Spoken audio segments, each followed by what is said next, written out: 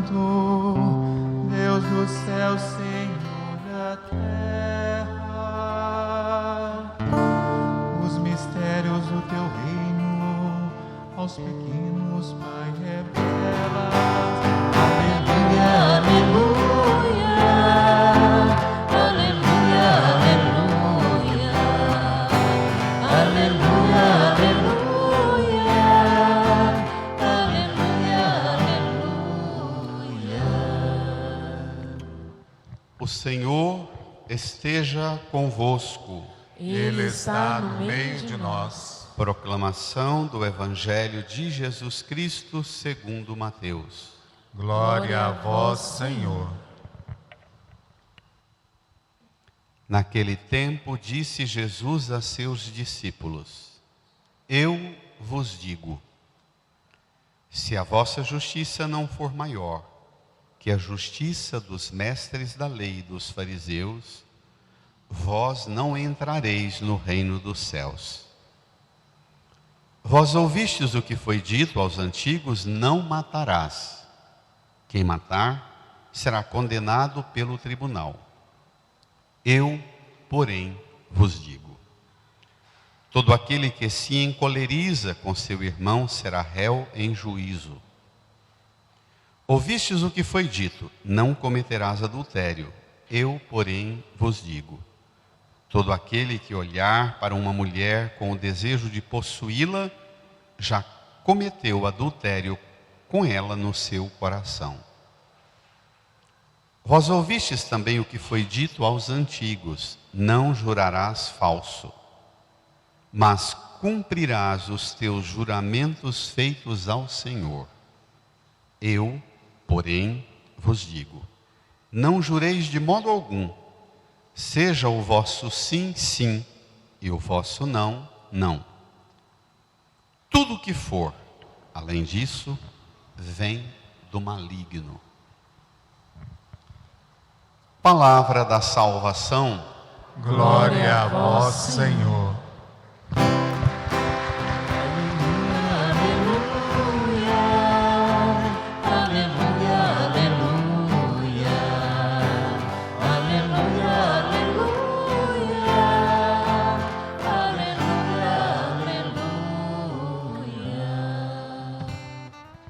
Nos recolhamos num tempo em oração, peçamos ao Divino Espírito Santo, que esquadrinha tudo, mesmo as profundezas de Deus, que Ele esquadrinhe para nós a palavra e nos faça compreendê-la plenamente e sermos por ela hoje transformados. Rezemos.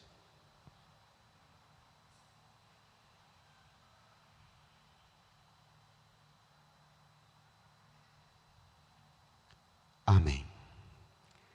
Queridas irmãs e irmãos, nós estamos acompanhando nesses domingos Jesus, que está no monte, chamado Monte das Bem-aventuranças, onde ele dirige um longo discurso aos discípulos. São 3 capítulos que ele começa com as bem-aventuranças e depois vai detalhando as bem-aventuranças. Domingo passado, vós sois o sal, vós sois a luz. Hoje, ele nos faz avançar na compreensão da nossa vida de cristão, em nossa relação com a palavra de Deus. A palavra de Deus não é coisa simples, ela exige zelo, dedicação, esmero. Ela não foi escrita para tirar carta, jogar jogo de búzios com ela, a bola mágica da cigana que abre a Bíblia, vamos ver o que Deus tem a ver, fala para mim. Não é essa a função da Bíblia. Ela é palavra de salvação que nos conduz num cultivo permanente de relação com Deus. E às vezes nós desenvolvemos uma forma de interpretar a palavra que o nosso modo de interpretar a palavra passa a ser mais importante do que a palavra. E aí a gente engessa. É uma das coisas que mais tem matado o cristão, tem sufocado a alma de cristão, quando você acha que a sua interpretação vale mais do que a palavra. E Jesus está no monte, ele é Moisés, o novo Moisés. As bem-aventuranças são uma espécie de síntese dos 10 mandamentos, escritos na linguagem diferente dos nãos dos 10 mandamentos. Jesus vai aprofundar isso agora, vamos lá? Esse texto que você tem aí, o número 10 do seu folheto, você vai ver que está tudo picadinho. Mateus capítulo 5, 20, 22, 27, 28, 33, 34, 37 e assim por diante. A gente precisaria ter um pouco mais de zelo com a palavra. É uma pena que a igreja coloca o texto mais longo, que são 2 páginas, e depois esse texto, esse resumo.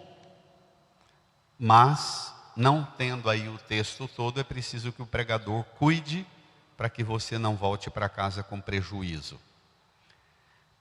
É a continuação da pregação de domingo passado. Jesus vai agora pegar os 10 mandamentos, e domingo que vem ele continua, tomando de forma livre os 10 mandamentos e mostrando o quanto a compreensão que se tinha deles era uma compreensão equivocada ou limitada. Ele pega os 10 mandamentos, que também é chamado de lei e os profetas, os 5 primeiros livros da Bíblia que explicam os 10 mandamentos, e os livros proféticos. Ele pega os 10 mandamentos como expressão máxima do Antigo Testamento e pega os 2 grupos mais importantes que requeriam para si a autoridade dos melhores intérpretes da Bíblia. E faz uma avaliação não da palavra, mas desses 2 grupos e dos discípulos. Vamos lá? Tome. Naquele tempo disse Jesus a seus discípulos: eu vos digo, bradem, se a vossa justiça não for maior que a justiça dos mestres da lei e dos fariseus, vós não entrareis no reino dos céus. Espere lá. Se a vossa justiça não for maior que a justiça. Essa linguagem da justiça, depois ela vai ser desenvolvida na doutrina da justificação, na carta aos Hebreus e na carta aos Romanos. São 2 textos bons para entender a doutrina da justificação. O que é essa doutrina? A gente depois vai aprender com Paulo que quem nos justifica é Jesus. Que a nossa prática religiosa, ela não tem poder de nos justificar diante de Deus. Nossa prática religiosa, nossa piedade, nossa justiça, nossa devoção, nosso zelo, inclusive nosso zelo em viver a palavra de Deus, nada disto pode dar-nos a justificação diante de Deus. Jesus diz que a nossa justiça tem que ser maior que a justiça dos maiores observadores da lei de Deus, os fariseus e os mestres da lei. Os 2 grupos máximos na disciplina, na forma de entender, interpretar e viver a palavra. Jesus diz aos discípulos que algumas ideias importantíssimas. Os 10 mandamentos foram dados por Deus para ajudar Moisés a conduzir o povo no deserto, da escravidão do Egito para a terra prometida. E Jesus escreve os 10 mandamentos de uma forma nova, para conduzir a gente não para a terra prometida, mas para o reino dos céus. Então lembra que conversão é metanoia, mudar a mentalidade para mudar a meta. Então, nós que escutamos a lei de Moisés, temos que mudar a mentalidade para mudar a meta. A meta do Antigo Testamento era escutar a palavra para chegar à Terra Prometida. A meta do Novo Testamento é escutar a palavra para chegar ao reino dos céus. Pronto, isso é decisivo. Mas Jesus, ele diz, aqui é o versículo 20, você não tem aí no texto seu, que você tem a fórmula breve. No versículo 17 ele disse assim: não penseis que eu vim abolir a lei e os profetas. Não vim para abolir, mas vim para dar-lhes pleno cumprimento.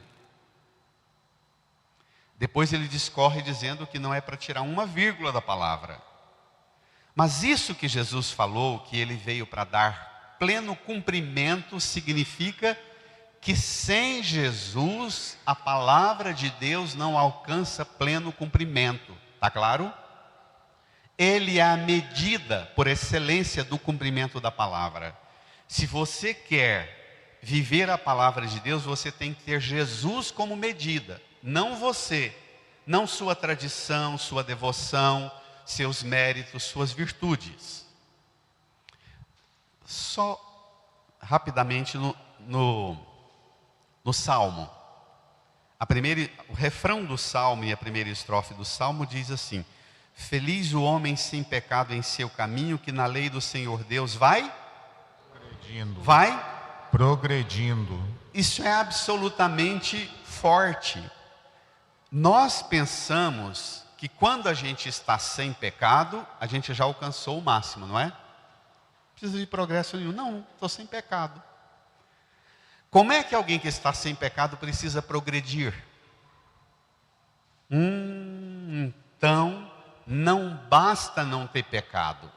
O cristão deve ser alguém mais forte do que alguém que não peca. O cristão precisa ser alguém, discípulo significa seguidor, para sempre. E seguimento é um processo permanente que dura a vida inteira. Você nunca vai estar pronto, ainda que não tenha pecado. Está claro? É preciso progredir. É preciso progredir. Agora Jesus vai dizer que progredir não é observar a lei. Ele é o ápice do cumprimento da lei. Vamos lá? Agora ele vai pegar umas ideias importantes. 3 ideias. No versículo 21, não matar. No versículo 27, não cometer adultério. No versículo 33, não jurar falso. E vai dizer como é que o cristão tem que assimilar esses 3 mandamentos. Vamos lá? Versículo 21. Vós ouvistes o que foi dito aos antigos. Brada. Não matarás. Quem matar será condenado pelo tribunal. Brada. Eu, porém, vos digo: todo aquele que se encoleriza com seu irmão será réu em juízo. Pronto. Vós ouvistes o que foi dito aos antigos: não matarás. Aquele que matar será castigado pelo tribunal. Eu vos digo, quem se encoleriza, algumas traduções dizem, quem se irar contra o seu irmão, será castigado. A novidade aqui é o seguinte: a Bíblia manda não matar, e Jesus diz, é pouco. Isso é assustador, hein? Não matar é pouco. E ele diz assim: vós ouvis o que foi dito aos antigos: não matarás. Quando Jesus diz, eu porém vos digo, Bento XVI interpreta essa fala de Jesus, eu porém vos digo, assim. Olha que coisa impressionante. Este modo de dizer, por seis vezes. Eu, porém, vos digo, causava grande impressão no povo, que permanecia assustado. E os judeus piedosos foram ficando revoltados. Porque quando Jesus diz, eu vos digo, equivalia, Bento XVI, a reivindicar para si a mesma autoridade de Deus, que é a fonte da lei. A novidade de Jesus consiste essencialmente no fato de que Ele mesmo completa os mandamentos, com duas medidas: a do amor, extremo na cruz, e a medida do Espírito Santo, que faz de nós templos de Deus. Essas são as duas medidas novas. Quando ele fala que veio para dar pleno cumprimento, significa que os fariseus e os mestres da lei liam a palavra, interpretavam a palavra e se acostumavam ao limite da palavra. E é uma tragédia quem faz a lei de Deus se tornar limite para você, limite mínimo. Não, eu nunca matei ninguém, nunca roubei, basta. Para Jesus, essa é vidinha medíocre. Jesus vai sondar uma outra medida. Jesus vai sondar: não basta você não matar, não ter uma arma para levantar contra alguém. Você tem cólera, ira, raiva contra o irmão no coração, pronto. No reino você não entra. Vixe Maria. Para não entrar na terra prometida, bastava não matar. Mas no reino, façam a faxina do veneno tóxico que habita sua raiva, sua fúria, sua ira, sua cólera contra o irmão. Será que alguém de nós entraria no reino hoje? Nossa sociedade descobriu o poder da cólera. As ideologias desenvolveram técnica de domínio das massas a partir da raiva. As redes inflamam-nos no poder da raiva. Cada um de nós toma partido de direita ou de esquerda, e o que nos move é a raiva, a cólera, o ódio. 99% das mensagens do grupo de família, do grupo de amigos, é inflamando a gente a ter raiva, a falar dos outros, execrando os outros assim, tratando os outros como lixo, instigando a fúria e a revolta contra os outros.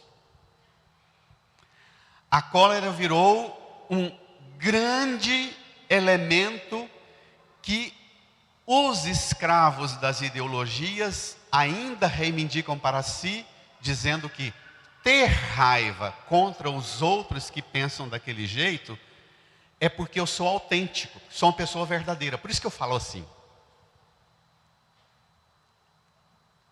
E a gente pensa que está entupido de cólera, enfesado, que significa cheio de fezes, é ser virtuoso, ser alguém autêntico. E aí, a gente cria uma sociedade tão medíocre, mas tão medíocre, que o ódio que a gente cultiva, ele passa a ser cultivado como se ele fosse obra de Deus, vontade de Deus. E nós, através da fé em Cristo, podemos abrir-nos à obra do Espírito Santo, que nos torna capazes de viver o amor divino. Domingo que vem, Jesus vai continuar falando: amai os vossos inimigos e rezai por aqueles que vos perseguem.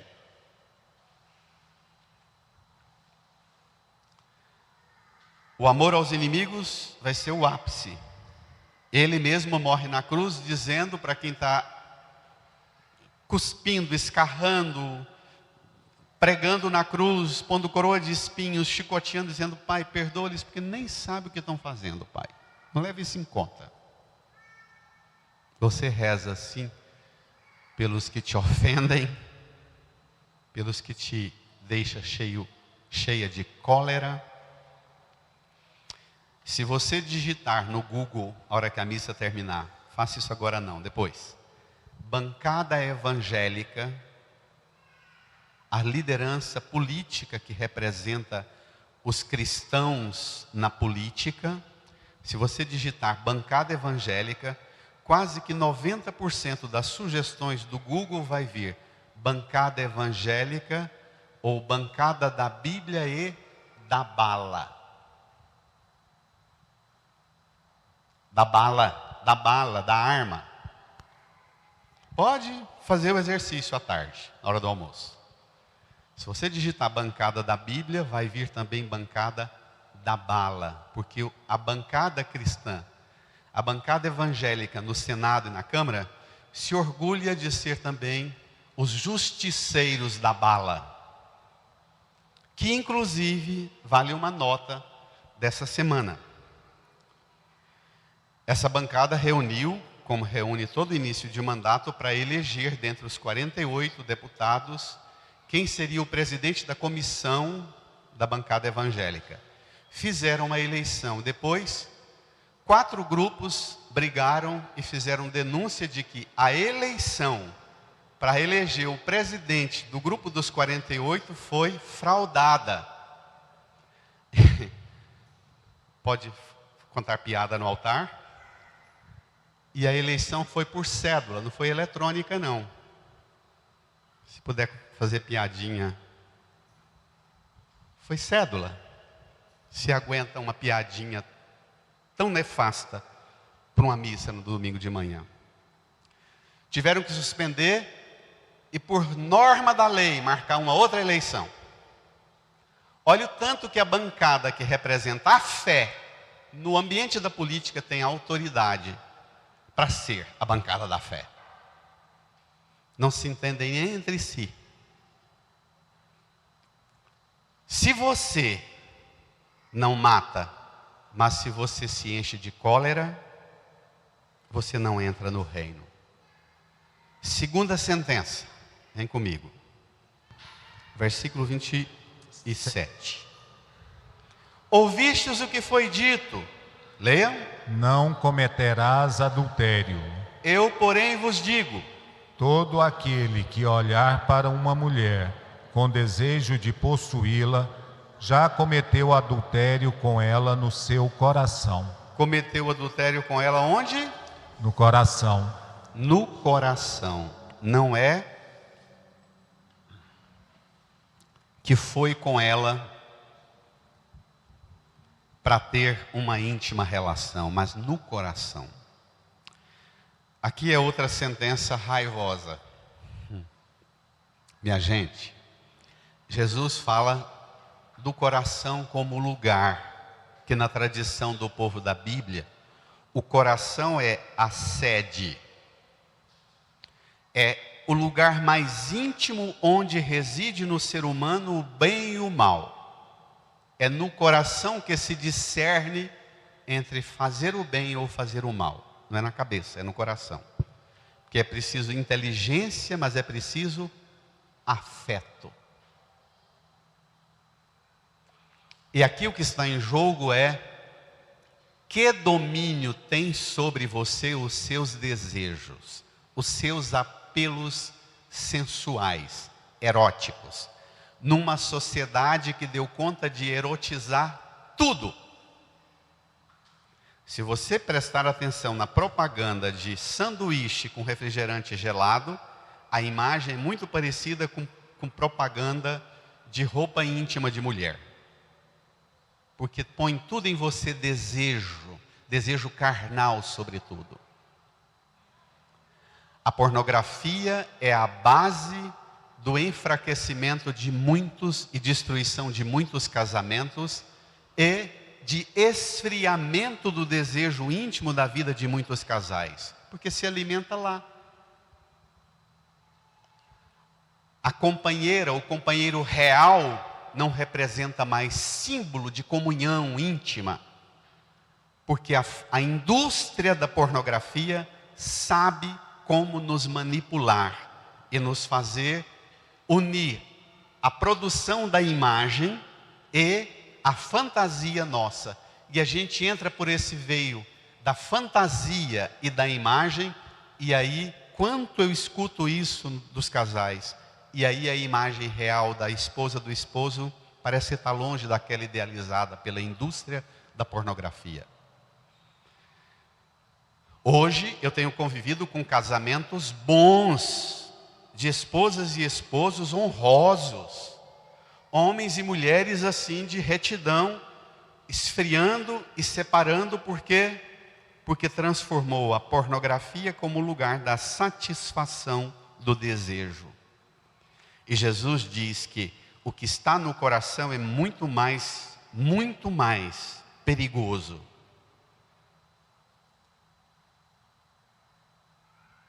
Essa escravidão do desejo. Escravidão do desejo.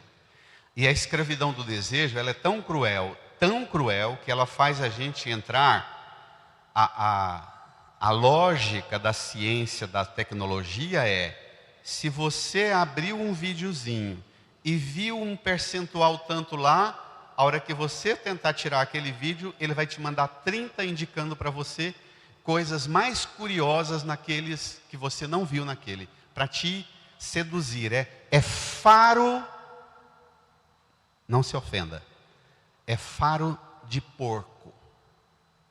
Põe na gente assim o cheiro da porcaria, para a gente sair fuçando e virar escravo. E não são poucos os grupos de WhatsApp, da família, de gente da igreja, em que a indústria da pornografia circula naturalmente, como se fosse virtude.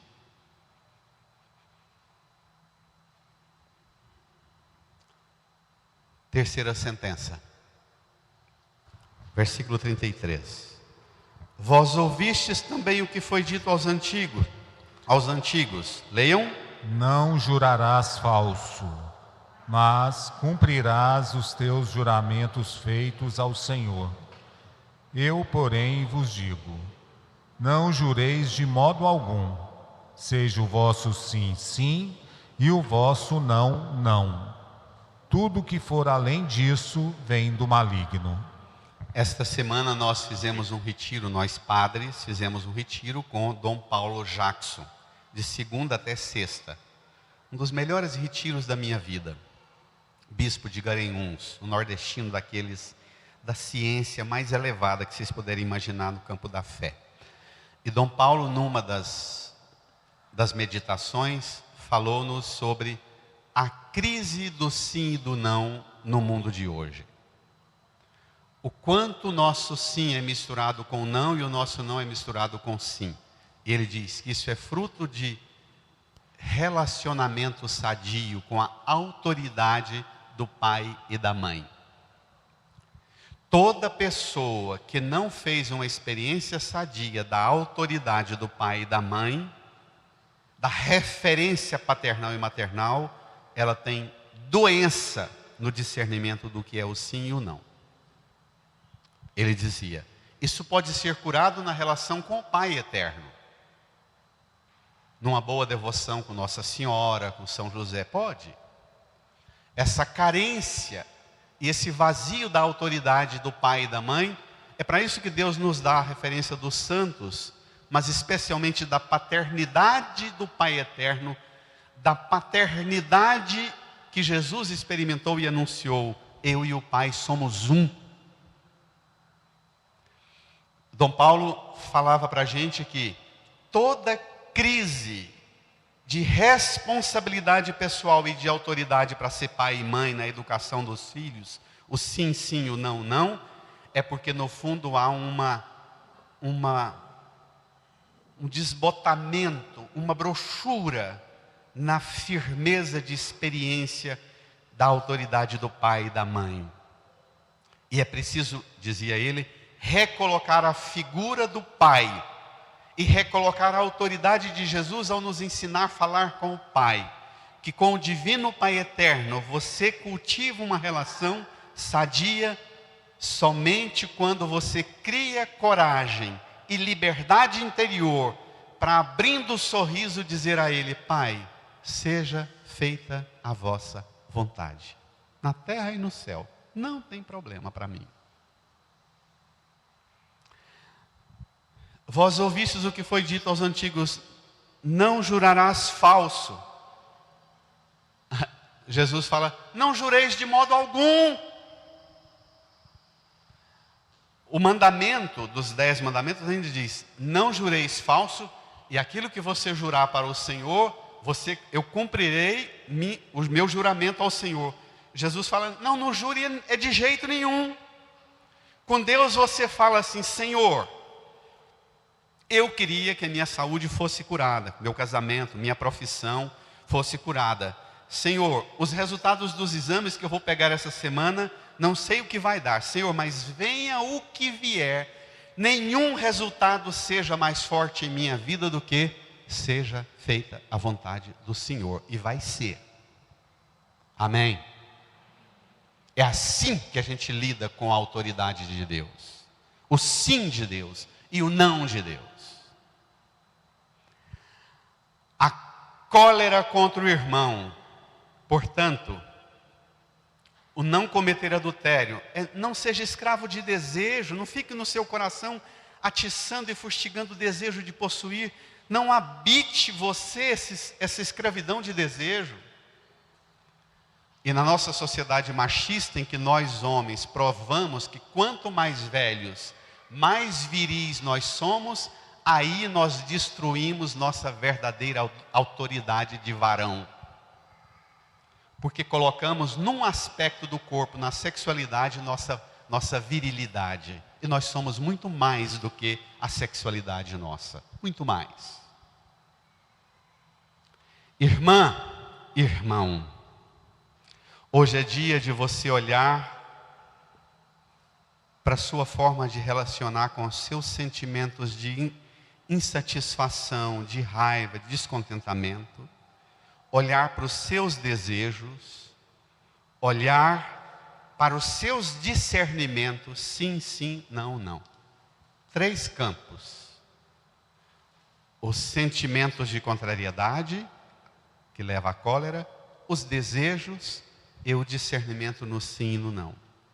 O Espírito Santo, que é a sabedoria de Deus por excelência, nós falamos de uma sabedoria que não é a sabedoria deste mundo, que os grandes e poderosos deste mundo não conheceram, não conhecem.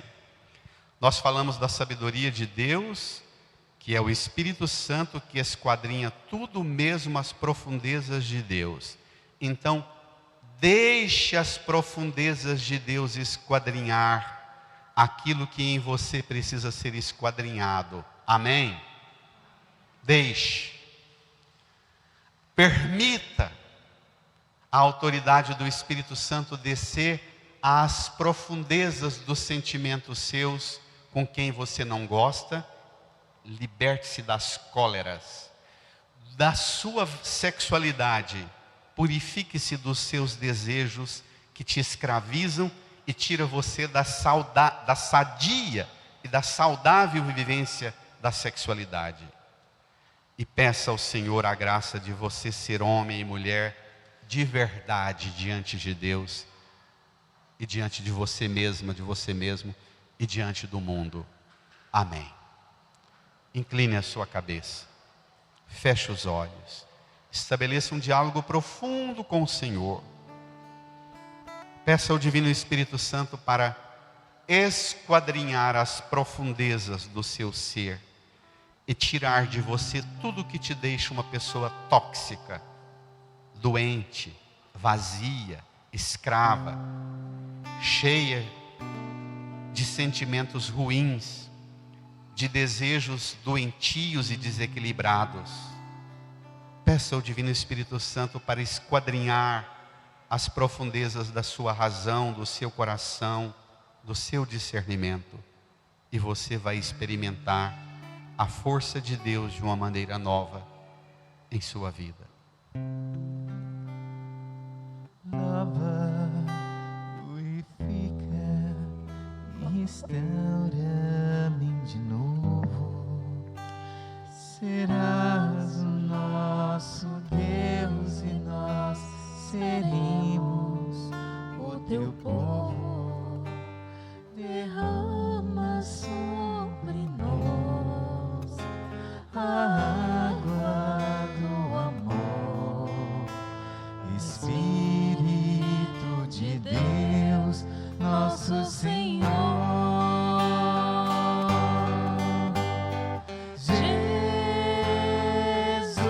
Jesus, manda teu Espírito para transformar meu coração.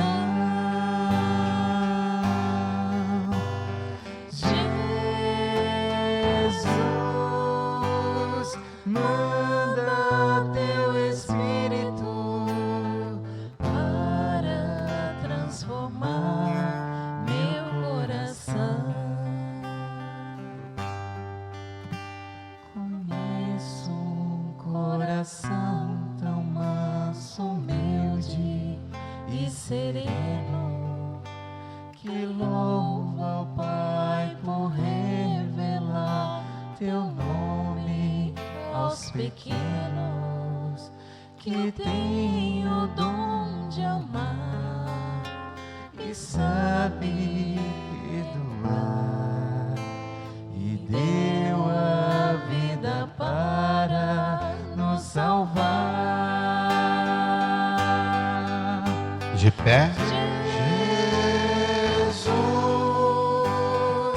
Manda teu Espírito para transformar meu coração.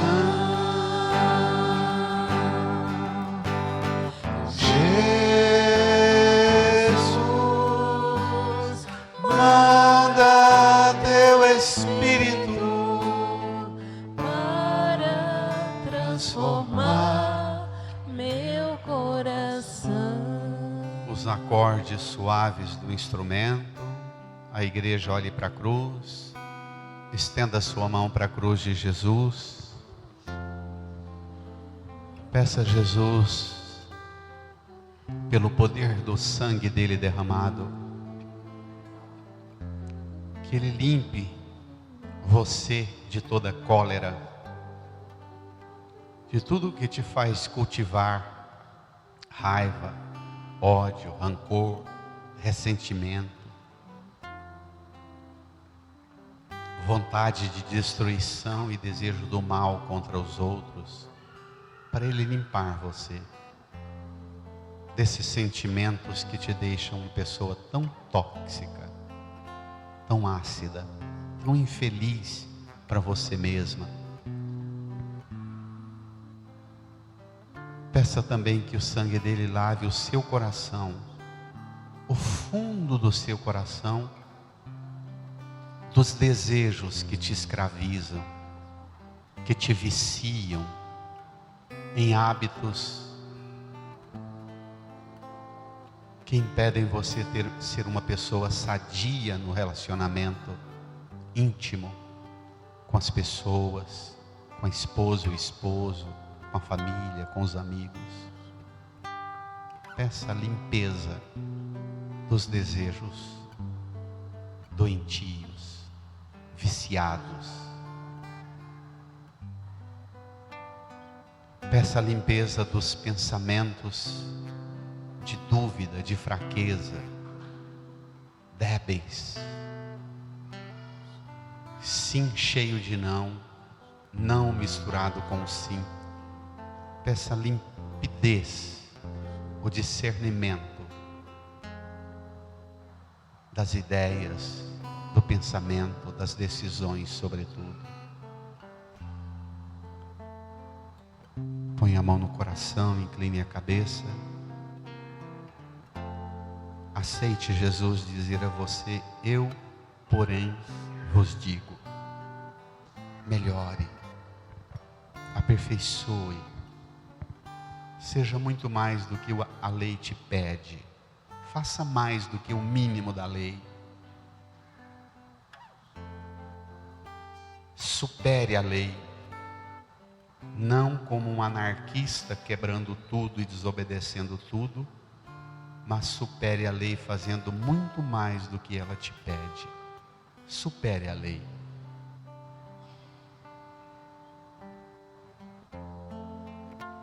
Reze comigo, Senhor Jesus. Senhor Jesus, Eu creio firmemente eu creio firmemente no poder no poder da sua palavra, da sua palavra, do seu amor do seu amor derramado na cruz, derramado na cruz, em sangue e sofrimento, em sangue e sofrimento, para fazer de nós para fazer de nós criaturas novas, criaturas novas, no seu amor, no seu amor, no amor do Pai, no amor do Pai, do Divino Espírito Santo, do Divino Espírito Santo, hoje e sempre. hoje e sempre. Amém. Amém. Amém. Amém. Faça sua oração agradecendo a Deus essa nova medida do amor, da lei, do mandamento. Agradeça por ser convidada, convidado, capacitado, qualificado a viver muito mais do que a lei pede. Peça essa graça.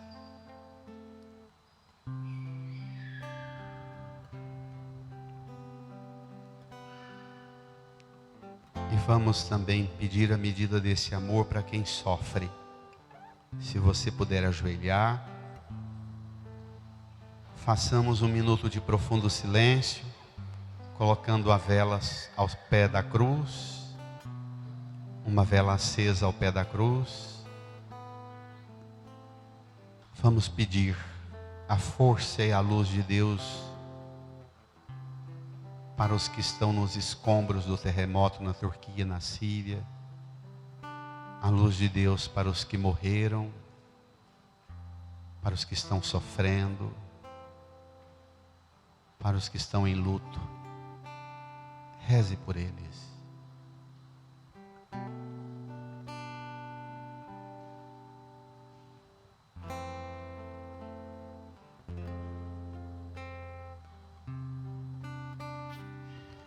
Lava, purifica e restaura De pé? de novo. Serás o nosso Deus e nós seremos o teu povo. Derrama derrama sobre nós a água do amor. a água do amor. Espírito de Deus, nosso Senhor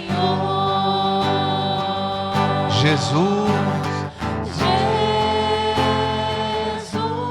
Jesus, manda teu Espírito para transformar meu coração.